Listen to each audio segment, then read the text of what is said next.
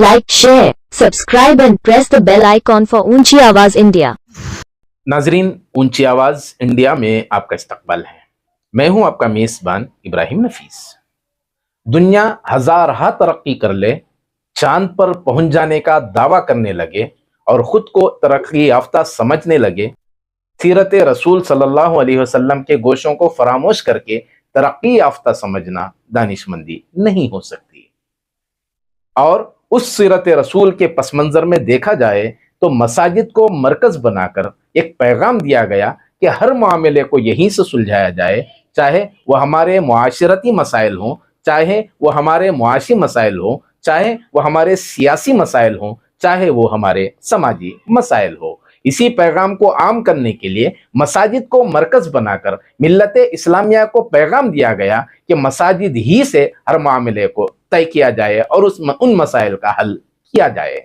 इस सिलसिले में पहल करते हुए शहर बेंगलोर के शिवाजी नगर में वाक़ 150 साल से कदीम मस्जिद चार मीनार अहले हदीस की जानिब से एक पहल की गई और यहाँ से उन मसाइल को हल करने पर इक़दाम किया गया। यहाँ से डायलिसिस के पेशेंट्स को इमदाद व ताउन के सिलसिले में भी इक़दामात अपनाए जा रहे हैं, मुख्तलिफ कैंप्स लगाए जा रहे हैं, मुख्तलिफ रिफाई उमूर अंजाम दिए जा रहे हैं और उस सिलसिले में पेश रफ्त करते हुए आज यहाँ पर मुख्तलिफ पेशेंट्स को मदऊ किया गया और उन्हें चेक्स फराहम किए गए। इस सिलसिले में मुख्तलिफ अमायदीन के अलावा यहाँ के मकामी रुकन असम्बली मोहतरम रिजवान अरशद को भी मदऊ किया गया, शकील अहमद भी शरीक रहे और सैयद शुजाउद्दीन के अलावा कांग्रेस के सियासी और समाजी सरकर्दा कायदीन की शिरकत रही। इस सिलसिले में यहाँ के जिम्मेदारों की जानिब से बाज़ाब्ता एक प्रेस कॉन्फ्रेंस का इनकाद किया गया और मसाइल को उजागर किया गया।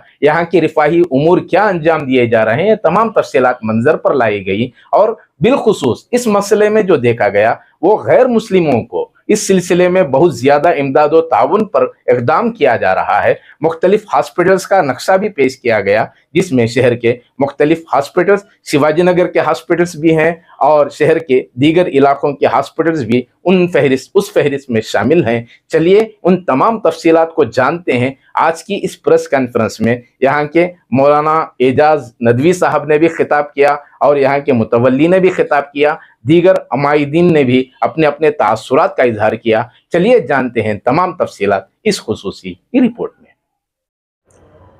हमारी मरकज़ी मस्जिद अहले हदीस चार मीनार ट्रस्ट बोर्ड से जो है तकरीबन 11 साल से है यहाँ डायलिसिस पेशेंटों को हम लोग जो है हर माहाना चेक इशू करते हैं। बेंगलुरु के पूरे तकरीबन 20 पर 8 हॉस्पिटलें हैं, उन सबको डायरेक्ट हॉस्पिटल के नाम पर चेक जाती है। 275 से ज़्यादा पेशेंट हैं, 275 से ज़्यादा पेशेंट हैं यहाँ हमारे पास। और यहाँ जो है दूसरे खिदमात भी होते हैं, जैसा कि कोई गरीब इलाज के लिए आता है तो उसे भी हेल्थ के वास्ते भी एक शोशा उसके भी इंतज़ाम है हमारे पास। और गरीब शादियों के लिए हर एक रिफाई कम इस मस्जिद से बहुत कदीम ज़माने से हो रहा है। ये पूरे कर्नाटका जमीयत अहले हदीस की मसाजिद का मरकज़ है ये। और अल्लाह के फजल करम से इस जितना भी जो भी खर्च होता है इसमें अंदर पूरे इस मस्जिद के मुसल्लियान की तरफ से ये खर्च उठाते हैं। पूरे मरकज़ी मस्जिद अहले हदीस चार मीनार का बोर्ड है ना, ये पूरे जुमा का कलेक्शन होता है। सिर्फ और सिर्फ ये पैसा जो है मस्जिद के मुसल्लियों की तरफ से ही ताउन होता है। अल्लाह उनके रोज़ी में बरकत दे, अल्लाह सेहत तंदुरुस्ती अता फरमाए, उन्हें अल्लाह जज़ाए खैर दे। उन्हीं के ताउन से काम चल रहा है। और ये ख़दीम मस्जिद है, पूरे हिंदुस्तान की पुरानी मस्जिदों में आप लोग जानते हैं सबसे तकरीबन 150 साल पुरानी मस्जिद है ये। अल्लाह के फजल करम से जो है मैं इस मस्जिद का मुतवल्ली हूँ और सूबे जमीयत कर्नाटक गोवा का खाज़न भी हूँ मैं जमीयत अहले हदीस का। मस्जिद अहले हदीस की जानिब से होता है या जमीयत अहले हदीस? नहीं, मस्जिद अहले हदीस चार मीनार ट्रस्ट बोर्ड की तरफ से। तो अब तक कितने मरीजों की अब तक वैसा देखें तो हज़ारों की तादाद में दे दिए हैं। तकरीबन 11 साल से आ रहा सिलसिला है। हर माहाना 250 पेशेंट है हमारे पास। फिक्स है क्या वो?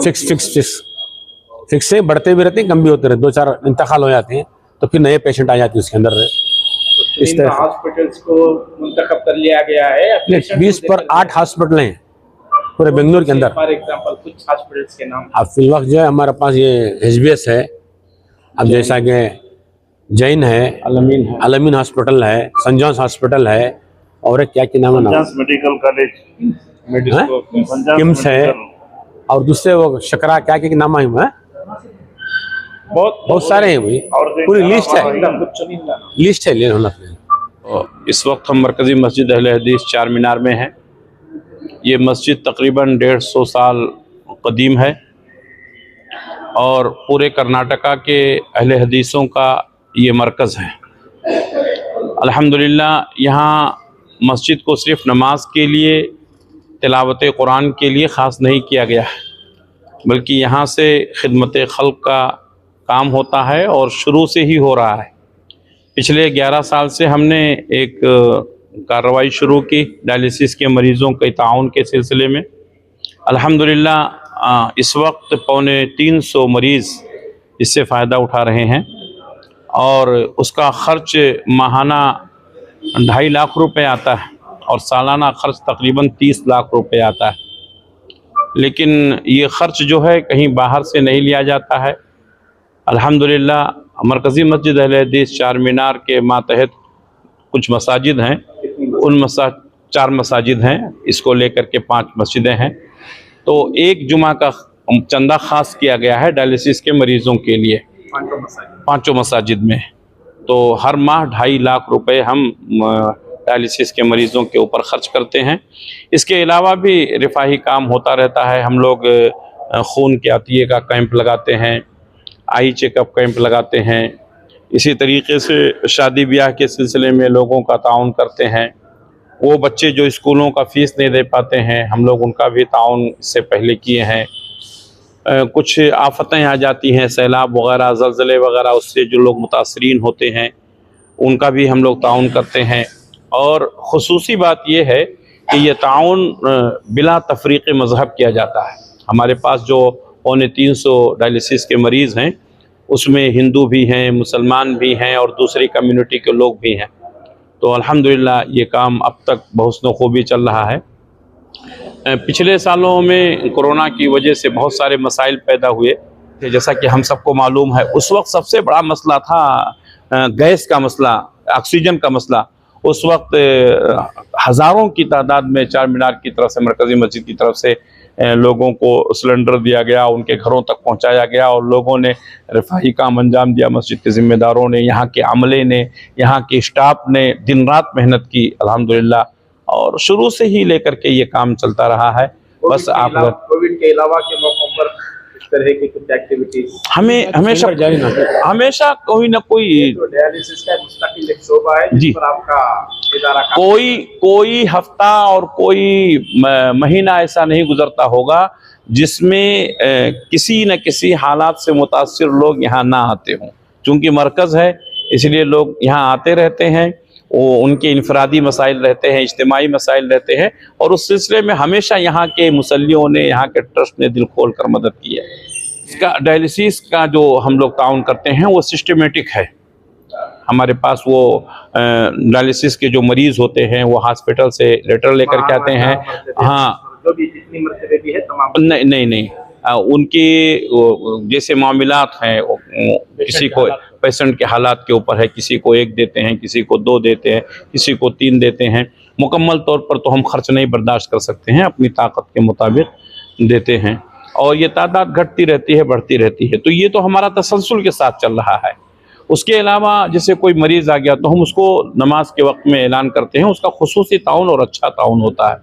अल्हम्दुलिल्लाह हमारी मस्जिद के लोग हमेशा तो ये जो रकम 4-5 मसाजिद से जो कलेक्ट की जाती है वो रकम सिर्फ डायलिसिस के लिए खास 4-5 मसाजिद भी मस्जिद के अंदर है, वो इसी मस्जिद के अंदर है। मसाजिद के जरा नाम बताएं। ये मरकज़ी मस्जिद अहले हदीस ट्रस्ट बोर्ड जो है उसके मातहत में मस्जिद अहले हदीस छोटी चार मीनार है, मस्जिद अबू हुरैरा अहले हदीस बम्बू बाज़ार है, मस्जिद खदीजतुल कुबरा है और मस्जिद उमर फारूक सारा पालिया है। ये 4 मसाजिद इस मस्जिद के अंडर हैं। इसको लेकर के 5 मस्जिदें हैं, ये इसी ट्रस्ट के अंदर हैं और इन तमाम मसाजिद में एक जुमा का चंदा ख़ास है डायलिसिस के मरीज़ों के लिए। नाजरीन, हमारी ये रिपोर्ट आपको कैसी लगी हमें ज़रूर इत्तला करें, और अभी तक आपने हमारा चैनल सब्सक्राइब नहीं किया है तो सब्सक्राइब कर लें और नीचे घंटी के बटन को दबाएं ताकि हर नोटिफिकेशन आप तक बराबर पहुंचे। शुक्रिया।